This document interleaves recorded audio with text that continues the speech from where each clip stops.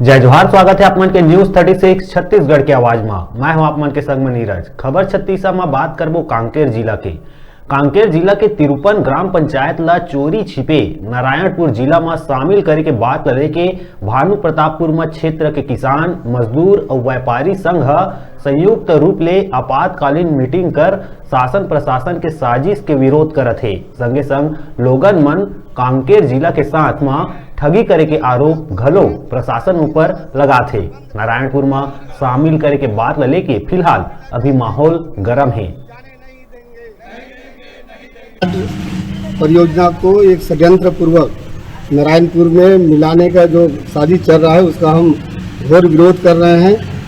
17 तारीख कल बस्तर कमिश्नर और बस्तर आईजी के साथ में राज्य शासन के सचिव स्तर के अधिकारियों के साथ में कल वीडियो कॉन्फ्रेंस बैठक है।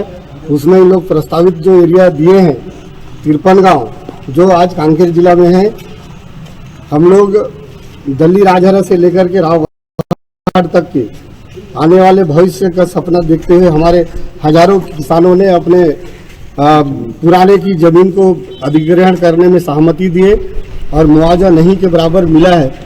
और केवल हम इसलिए हमारे लोग बर्दाश्त किए कि आने वाले समय हमारे पीढ़ी के लिए ये हमारे जीवनदायिनी होगा, हमारा भविष्य है, इससे विकास होगा।